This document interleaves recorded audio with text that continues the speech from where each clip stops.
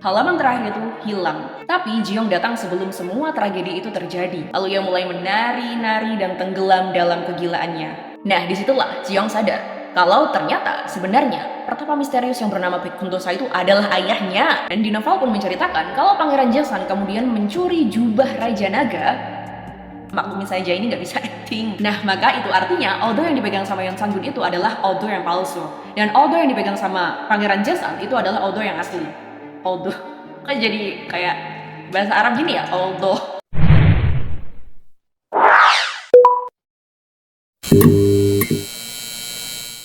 Halo semuanya, kembali lagi bareng gue Mila di sini di Waktu Luangmu.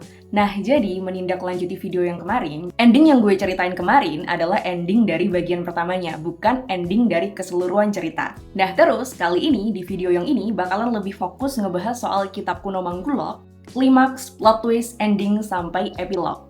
Jadi video ini bakal spoiler gede-gedean tentang alur dari novel Surviving as Yeon Sang-gun Chef. Buat kalian yang tim anti-spoiler, mungkin bisa undur diri terlebih dahulu. Nah, buat teman-teman yang welcome, bahkan nggak bisa kalau tanpa spoiler, yuk kita kepoin alurnya sampai akhir. Stay di sini, dan let's break it down.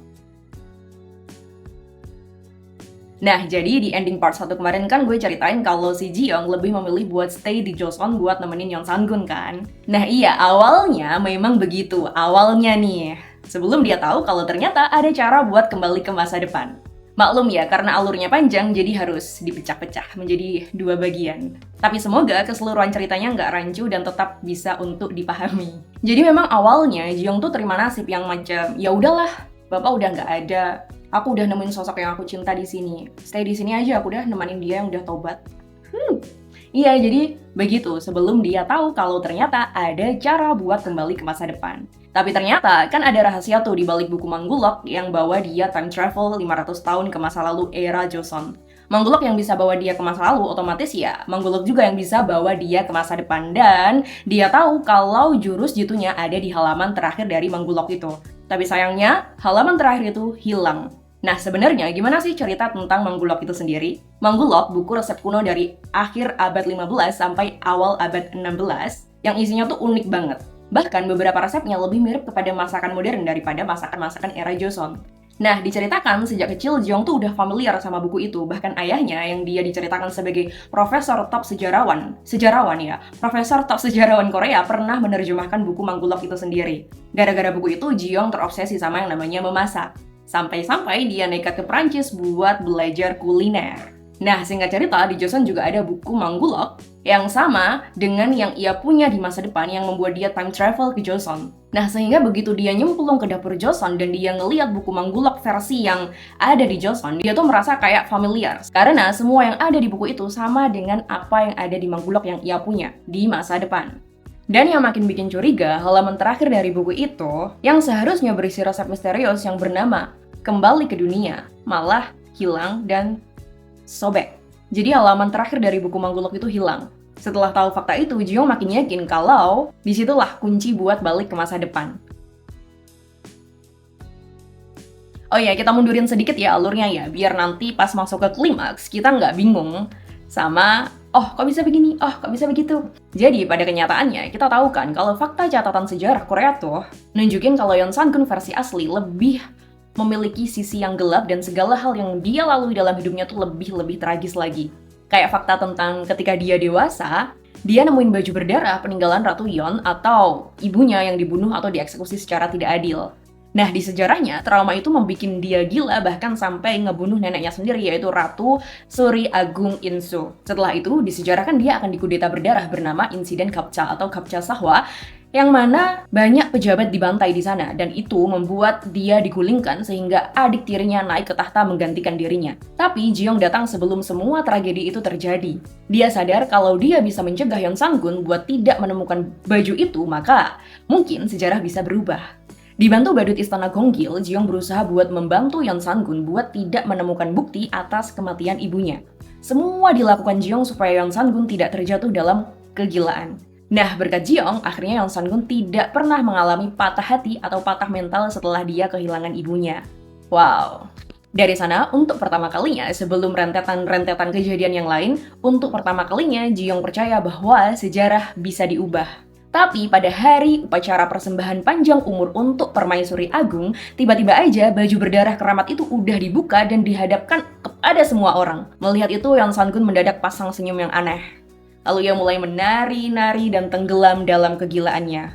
Upacara yang seharusnya menjadi ritual doa panjang umur malah berubah menjadi ritual mengenang kematian ibu kandung Raja Yeon, atau di sini disebut sebagai Ratu Lady Yoon. Ya, Baby Yoon-si.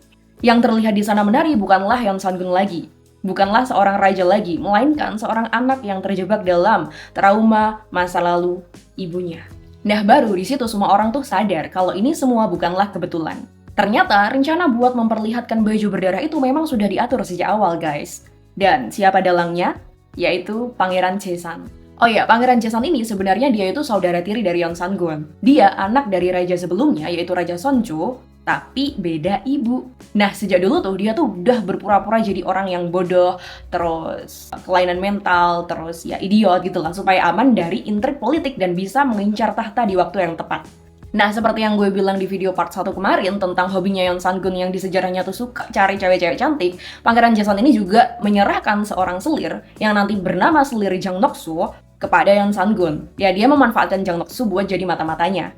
Dialah juga yang terus mengompori Yeon Sang-gun buat memupuk rasa dendam atas kematian ibunya.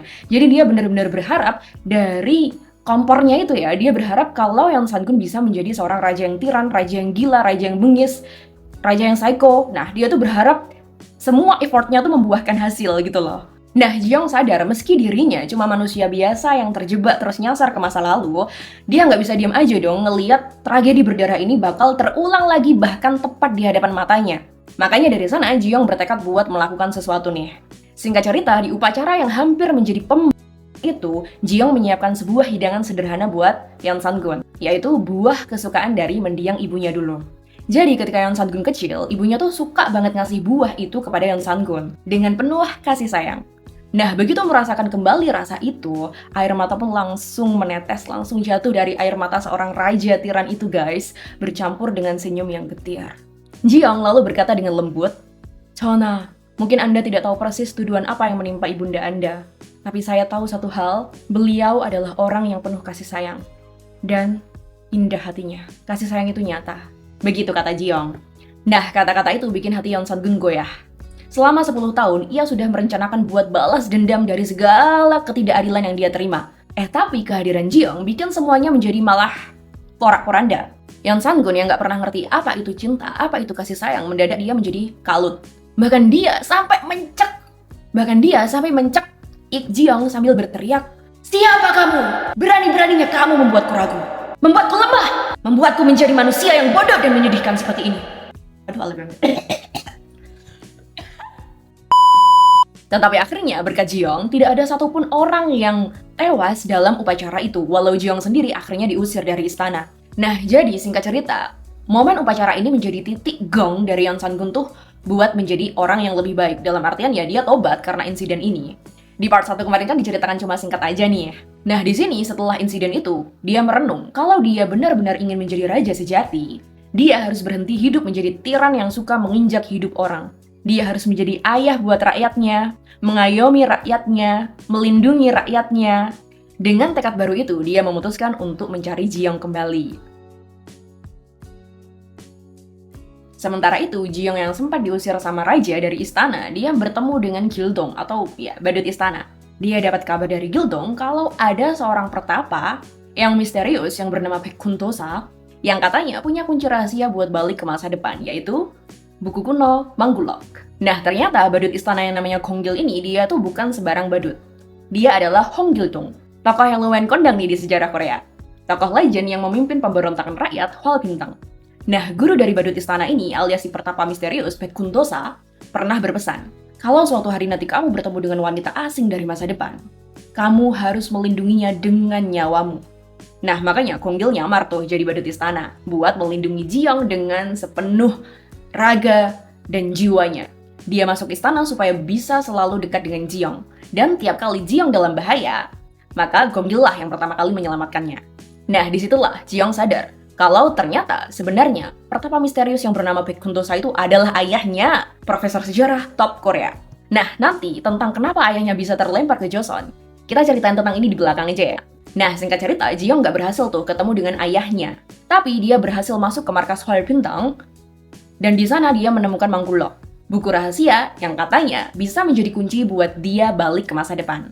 Tapi pas dibuka, tada! Halaman terakhir dari buku itu hilang, nggak ada. Nggak sih, lebih tepatnya halaman terakhir dari buku itu cuma kertas kosong. Ji-young lalu mengingat samar-samar semua resep yang pernah dia baca di Mangkulok. Semuanya tuh ditulis dengan cara yang aneh, yang samar, dan itu nggak mungkin tulisan dari ayahnya. Baru di situ Ji-young sadar kalau ternyata satu-satunya orang yang bisa menulis Mangkulok itu adalah Yeon Sang-gun sendiri. Orang yang setiap hari makan masakan Ji-young, orang yang menjadi saksi hidup atas semua usaha Ji-young buat bertahan di Joseon. Wow, plot twist-nya. Ternyata yang nulis buku itu adalah Yeon Sang-gun. Dengan tekad bulat, Ji-young pun kembali lagi ke istana buat menemui Yeon Sang-gun. Sementara itu, Pangeran Jaesan geram karena Yeon Sang-gun tidak berubah sesuai ekspektasinya, yang mana ekspektasinya adalah Yeon Sang-gun berubah menjadi raja yang kejam dan tiran, dan balas dendam melampiaskan amarahnya. Padahal dia merasa udah effort gede-gedean buat memupuk dendam dari Yeon Sang-gun ini. Akhirnya, singkat cerita, Pangeran Jaesan mulai merencanakan kudeta dengan menghasut Pangeran Jinsong untuk naik tahta. Walaupun gue bilang sebelumnya di video part 1 kemarin ya, kalau Pangeran Jinsong itu pada akhirnya dia nggak jadi ikut dalam pemberontakan itu dan malah mendukung Yeon Sang-gun. Mungkin nanti kalau di versi dramanya bisa jadi Pangeran Jaesan ini yang ambis buat naik ke tahta. Dan di novel pun menceritakan kalau Pangeran Jaesan kemudian mencuri jubah Raja Naga, maksudnya jubah naga raja, dan bahkan dia tega membunuh Ratu Suri Agung Insu, dan lalu dia menyebarkan fitnah kalau Yeon Sang-gun lah yang membunuh. Ya, jadi dia ngefitnah Yeon Sang-gun, dia sebarkan fitnah kalau Yeon Sang-gun dalam kegilaannya, dalam kesaikoannya, telah menghabisi Ratu Insu. Bahkan supaya kudetanya semakin kuat, Pangeran Jaesan juga menculik Ji-young dengan niat supaya bisa membuat Yeon Sang-gun benar-benar kehilangan kewarasannya. Karena dia tahu kalau Ji-young berhasil meraih hati Yeon Sang-gun. Nah, di titik kritis itu, orang yang menyelamatkan Ji-young justru adalah Jang Nok-su, si selir sinting Yeon Sang-gun. Padahal selama ini keberadaannya di istana tuh menjadi pion dari Pangeran Jaesan. Bahkan dia ikut mengatur semua jebakan untuk menjatuhkan Yeon Sang-gun. Tapi setelah Jang Nok-su benar-benar jatuh cinta terhadap Yeon Sang-gun, dia menjadi banting setir dan berubah pikiran. Oh iya, di dramanya nanti Jang Nok-su ini namanya berubah menjadi Mok-ju yang diperankan sama Kang Han-na. Dan FYI aja dulu, Jang Nok-su tuh bukan siapa-siapa, dia hanyalah giseng rendahan yang mana dia bisa masuk ke istana setelah dicuci statusnya sama Pangeran Jaesan. Jadi, Jang Nok-su ini memang punya koneksi yang kuat dengan Pangeran Jaesan. Nah, lanjut, di momen itu tadi, Ji-young mengaku semuanya kepada Ji-young, menumpahkan segalanya kepada Ji-young. Salah satunya tentang Pangeran Jaesan yang merencanakan kudeta bagi Yeon Sang-gun. Nah, kemudian Jang Nok-su membantu Ji-young buat lari dari penjara rahasia yang dimiliki oleh Pangeran Jaesan. Jang Nok-su pun berpesan lirih kepada Ji-young, seperti ini isinya. Di hati Baginda hanya ada engkau. Tolong selamatkan dia. Nah, tak lama setelah itu, karena ketahuan Pangeran Jaesan, Jang Nok-su pun berinisiatif buat menarik Pangeran Jaesan dan bersama-sama terjun ke jurang Cheonggilang. Ya, Jang Nok-sunya meninggoy, tapi sayangnya Pangeran Jaesan selamat guys. Jadi ceritanya masih lanjut. Kudeta pun tetap dimulai. Malam itu, setelah berhasil kembali ke istana berkat bantuan dari Jang Nok-su, Ji-young pun bilang kepada Yeon Sang-gun, "Chona, engkau tidak akan pernah bisa menang dalam peperangan ini. Tolong kaburlah. Aku tahu, karena aku berasal dari masa depan." Gitulah ya, Ji-young bilang seperti itu. Ya maklumin saja, ini nggak bisa acting. Yeon Sang-gun percaya pada Ji-young kalau Ji-young berasal dari masa depan, tetapi dia menolak untuk lari sesuai dengan permintaan Ji-young. Dia bilang sekalipun sejarah akan mencatatnya sebagai tiran, dia tidak akan lari dari takdirnya. Dia sudah menjadi soleh, guys! Nah, kudeta pun meledak.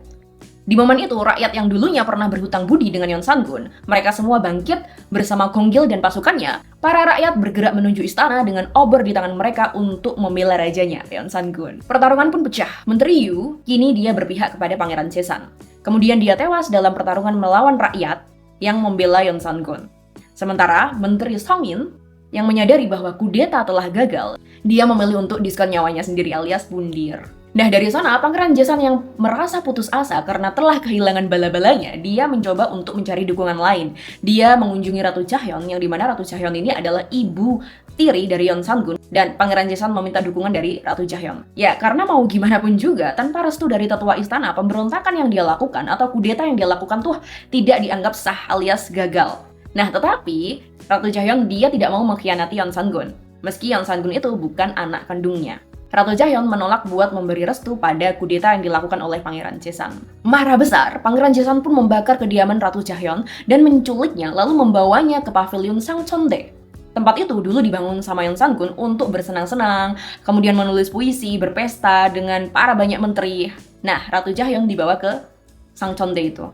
Yeon Sang-gun yang sebenarnya dulu dia menyalahkan Ratu Jaehyun atas kematian ibunya, dia kini telah berubah. Yeon Sang-gun tidak mau dikendalikan lagi oleh dendam, guys. Maka dari sana, Yeon Sang-gun bertekad untuk menyelamatkan Ratu Jaehyun. Dengan nyawanya sebagai taruhannya, dia kemudian mendatangi Sangcheondae, dan di sanalah dia menemukan Pangeran Jaesan yang mengenakan jubah naga raja.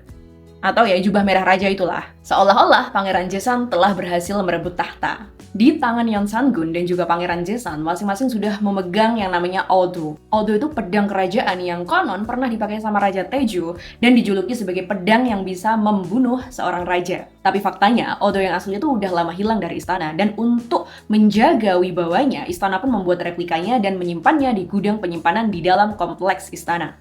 Nah, maka itu artinya Odo yang dipegang sama Yeon Sang-gun itu adalah Odo yang palsu. Dan Odo yang dipegang sama Pangeran Jaesan itu adalah Odo yang asli. Odo. Kok jadi kayak bahasa Arab gini ya? Odo. Jadi milik Yeon Sang-gun yang palsu dan yang dipegang oleh Pangeran Jaesan adalah yang asli. Namun ternyata keajaiban terjadi. Odo palsu yang dipegang sama Yeon Sang-gun berhasil mematahkan bilah Odo asli yang dipegang sama Pangeran Jaesan. Dengan kata lain, yang menakutkan bukanlah status pedangnya, melainkan tangan siapa yang memegang pedang. Di tangan raja, pedang adalah pusaka. Di tangan penjahat, pedang adalah alat untuk membunuh. Nah, setelah pedangnya patah, Pangeran Jaesan menerjang Ji Young dan menyerang Ji Young dengan sisa bilah pedang yang ada. Dari sana, Yeon Sang-gun pun marah dan dia melempar pedangnya, lalu dia bilang kepada Pangeran Jaesan bahwa dia akan melakukan semua yang Pangeran Jaesan mau. Biasalah ya, di drama-drama gitu. Female lead bakalan panik kalau female lead-nya sedang dalam bahaya. Jadi kayak, aku akan melakukan semua yang kamu mau. Ya, gitulah. Yeon Sang-gun berkata kalau dia akan menuruti semua perintah Pangeran Jaesan kalau Ji Young dilepaskan. Dan singkat cerita, dari sana Yeon Sang-gun ditikam oleh Pangeran Jaesan. Tapi Ji Young berhasil dilepaskan. Melihat Yeon Sang-gun roboh, Ji Young baru sadar bahwasannya perasaannya pada lelaki yang selama ini dikenal sebagai psycho, yang paling mengerikan di dalam sejarah itu, bukanlah rasa takut, bukan juga rasa iba, bukan simpati atau rasa penasaran, melainkan cinta yang perih dan juga hangat. Ji Young menenggelamkan wajahnya di dada Yeon Sang-gun yang telah tumbang. Dia menangis dan dia bersumpah bahwa dia tidak akan pernah meninggalkan sisi Yeon Sang-gun. Ini sebenarnya momennya romantis ya, tapi karena gue ceritanya ngelawak gini jadi jadinya kayak ya dimaklumi saja ya. Nah, tapi pada saat itu plot twistnya, setelah dia alias Yeon Sang-gun ini tertusuk oleh sisa pedang dari Pangeran Jaesan, Yeon Sang-gun pun membuka matanya. Loh, kok bisa? Padahal kan barusan tertusuk. Ternyata ada manggulok yang dia simpan di balik jubah yang dia pakai, guys. Jadi, manggulok itu macam kayak tameng gitu, yang melindungi dia dari tusukan pedang Pangeran Jaesan. Nah, jadi romantisnya, setelah mengusir Ji Young dari istana, dari sana, Yeon Sang-gun mulai perlahan-lahan menulis semua resep yang telah dimasakkan oleh Ji Young kepadanya. Dia menuliskan semuanya di kitab manggulok itu, karena menurutnya, tak seorang pun yang bisa mengulang rasa yang telah Ji Young suguhkan kepada dirinya. Dan seperti Ji Young yang mengerti dan juga menenangkan hatinya lewat masakan, Yeon Sang-gun pun ingin membalas. Ia menulis resep-resep yang ingin ia masak untuk Ji Young. Maka ternyata halaman terakhir dari buku manggulok itu ternyata tertulis resep buatan Yeon Sang-gun sendiri. Iya, halaman terakhir yang tersobek, yang kosong, itu tuh ternyata adalah resep buatan Yeon Sang-gun sendiri yang dia dedikasikan buat Ji Young. Di momen dramatis itu, ucapan yang sama sekali tidak pernah terbayangkan keluar dari lisan seorang raja tiran. Dia mengatakan, "Suatu hari, aku juga ingin memasak untukmu." Kata-kata itu mengalir pelan dari bibirnya. Nah, melihat adegan itu dan mendengar kata-kata itu terucap, Pangeran Jaesan tertawa histeris kayak, ya kita tau lah, kayak ketawa-ketawanya para villain di drama-drama gitu yang dia muak lihat keromantisan. Dia pun mengoceh, membual bahwasannya dia akan menghabisi siapapun yang menghalangi kudetanya. Dari sana, dia mencabut senjata api kecil yang namanya Sochongtong dari balik lengannya. Dan kemudian ia menembakkan Sochongtong itu ke arah Yeon Sang-gun dan juga Ji Young. Dar! Secepat kilat, ketika peluru itu melesat, Yeon Sang-gun langsung memutar tubuhnya. Dan dia melindungi Ji Young sebagai perisai. Perisai makanan, perisai maksudnya. Dan dia melindungi Ji-young sebagai perisai. Ya kita bisa bayangkan kejadiannya kayak apa, otomatis peluru itu menembus jantungnya. Dengan senyum yang mulai redup, Yeon Sang-gun berbisik kepada Ji-young. Ji-young, karena kedatanganmu, aku bahagia tanpa alasan. Hari-hari yang sepi itu tiba-tiba menjadi hari yang berdebar. Aku mencintaimu. Wajahnya seakan lega. Di ambang maut itu dia bisa mengungkapkan kata-kata terdalam dari hatinya. Menatap Yeon Sang-gun yang sudah sekarat, Ji-young pun membalas ucapannya. Aku juga seperti itu. Chona. Kok gue salting sendiri sih? Senyum tipis melintas di mata Yeon Sang-gun yang bergetar. Laksana nyala lilin menjelang padam. Dan tak lama kemudian, nafasnya pun terputus. Di detik itu juga, petir raksasa menyambar. Pangeran Jaesan seperti ditimpa hukuman dari langit. Dia tersambar dan dia gosong menjadi arang. Sebagai biang dari seluruh pengkhianatan, akhirnya dia mati dengan nasib hina dan juga mengenaskan. Ya, tewasnya dia tidak sebanding dengan ambisi raksasa yang ia miliki. Nah, bersamaan dengan sambaran petir yang gede itu tadi, huruf-huruf tua dari kitab kuno Mangkulok tiba-tiba aja memancar cahaya. Huruf-huruf itu terbang dari halaman buku itu, lalu membungkus tubuh Ji-young, sambil tetap menggenggam tangan Yeon Sang-gun sampai akhir. Ji-young pun terjun ke jurang Tanchundae di gunung Bukhan atau Bukhansan. Setelah momentum terjun ke jurang yang ada di Bukhansan, Ji-young pun kembali ke masa depan. Karena dia sudah berhasil mendapatkan halaman terakhir dari buku Mangkulok. Ji-young berhasil kembali ke dunia yang seharusnya. Bukan di bandara dan juga bukan di pesawat, tetapi di pinggiran jalan kota Paris. Ji-young ditemukan akibat dari kecelakaan, dan kemudian dari sana dia terbaring koma selama beberapa minggu. Dan berkat Ji-young, seperti yang sudah gue ceritain di video part 1 kemarin, sejarah Korea sudah berubah, bahkan sampai di titik dimana perang Korea nggak kejadian. Yang itu membuat Korea masih bersatu, jadi nggak ada Korea Utara dan juga nggak ada Korea Selatan. Semua perubahan raksasa itu, kalau ditarik benang merahnya, mengacu pada efek kupu-kupu yang telah diciptakan oleh Ji-young. Namun, satu hal yang tidak berubah, sejarah tetap mencatat Yeon Sang-gun sebagai tiran yang terburuk. Di dalam sejarah, dia diceritakan digulingkan, kemudian melarikan diri, dan kemudian jatuh tewas di Bukhansan. Padahal, Ji-young tahu persis seperti apa diri Yeon Sang-gun yang sebenarnya. Tapi balik lagi seperti ucapan Yeon Sang-gun di awal, bahwasanya dia akan menerima sejarah yang akan mencapnya sebagai raja yang tiran. Dia tidak akan lari dari takdir itu, dan tetap menerima cap sebagai raja tiran terkejam. Catatan sejarah itu membuat Ji-young merasa getir, karena bagaimanapun, sejarah adalah catatan para pemenang. Sebuah hadiah politik yang mana itu tergantung dengan situasi. Dan itu bisa saja terdistorsi. Setelahnya, setelah Ji-young kembali pulih dan sehat, dia membuka sebuah restoran bernama Mongroe. Wow. Wah, bener ya, Mongroe. Iya, Mongroe yang dalam bahasa Prancis berarti rajaku. Sesuai dengan arti restorannya yaitu rajaku, di sana Ji-young menyajikan full set makanan yang terinspirasi dari meja hidangan kerajaan yang dulu ia persembahkan dengan hati yang tulus kepada Yeon Sang-gun. Nah, kali ini dia sendiri yang memasaknya dan menyajikan langsung kepada para pelanggan. Hasilnya sukses besar. Restorannya pun akhirnya berhasil meraih bintang Michelin. Nah, jangan bersedih dulu guys. Tak lama kemudian, Yeon Sang-gun tiba-tiba muncul di restorannya Ji-young. Berdiri gagah, memakai mantel yang modern, rambutnya yang ala-ala upa Korea. Dia datang sambil membawa halaman terakhir dari Mangkulok itu tadi. Ya, tentu bagi Ji-young ini adalah hal yang mustahil. Kenapa sosok seperti itu bisa ada di masa seperti ini? Mustahil Yeon Sang-gun bisa di sini. Baginya seperti itu. Namun, begitu Ji-young mendengar suara dari lelaki itu, hatinya bergetar. Memorinya kembali ke masa lalu. Dari sana dia sadar bahwa Yeon Sang-gun benar-benar hadir di depannya. Datang ke dunianya, menemui dirinya. Iya, jadi Yeon Sang-gun ikut time slip ke masa depan. Nah, untuk melakukan perjalanan waktu dengan Mangkulok, ada harga yang harus dibayar. Dan karena dulu Yeon Sang-gun mengorbankan dirinya untuk Ji-young, maka setelah ia jatuh ke jurang bersama Ji-young, dia terbangun di abad 21, di tahun 2025, di Bukhansan. Tapi kondisinya ketika dia terbangun, dia tidak bersama Ji-young, alias ya mereka terpisah. Seperti Ji-young dulu, kini giliran Yeon Sang-gun yang membuka mata di dunia yang sama sekali berbeda. Nah, sejak itu restoran Ji-young semakin ramai didatangi pelanggan, dan Yeon Sang-gun membantu sebagai pelayan. Dengan gerakan yang sudah mulai terlatih, dia membersihkan meja, terus kemudian dia membuka toko, membalik papan tanda ketulisan open. Dari sana wajahnya benar-benar terukir senyum yang bahagia. Senyum yang tidak pernah sekalipun terlihat ketika dia masih menjabat menjadi raja dan duduk di atas tahta. Nah, sementara itu, menurut epilog aslinya, setelah diculik oleh Pangeran Jaesan, Ratu Jaehyun itu ternyata selamat guys. Tapi karena Yeon Sang-gun benar-benar hilang dari peredaran, bahkan jasadnya tidak ditemukan, akhirnya ia memang diturunkan dari tahtanya. Faktanya, ternyata selama ini Ratu Jaehyun tuh sudah yakin kalau Yeon Sang-gun tidak akan kembali lagi. Karena ia pernah mendengar kisah dari Dayang pribadi yang dulu melayani Ratu Yeon alias ibu dari Yeon Sang-gun, yaitu pada hari ketika ibu Yeon Sang-gun dihukum mati, Dayang pribadi itu menghilang begitu saja tanpa meninggalkan jejak. Dari sana Ratu Jaehyun mengerti bahwasannya meskipun jarang, tetapi ada orang yang benar-benar bisa menghilang dari dunia ini. Dan ternyata plot twistnya lagi, Dayang yang menghilang itu ternyata adalah ibu dari Ji-young guys. Iya, ibu dari Ji-young. Ibu Ji-young berasal dari Joseon. Dia meninggalkan istana ketika ibu dari Yeon Sang-gun dieksekusi. Dayang itu alias ibu Ji-young, dia melarikan diri dan kemudian terhisap time slip ke masa depan ke tahun 1996 di kaki dari Gunung Bukhan atau Bukhansan. Nah, di sanalah dia bertemu dengan Yeon Sang-ho, seorang dosen sejarah muda yang sedang melakukan survei lapangan.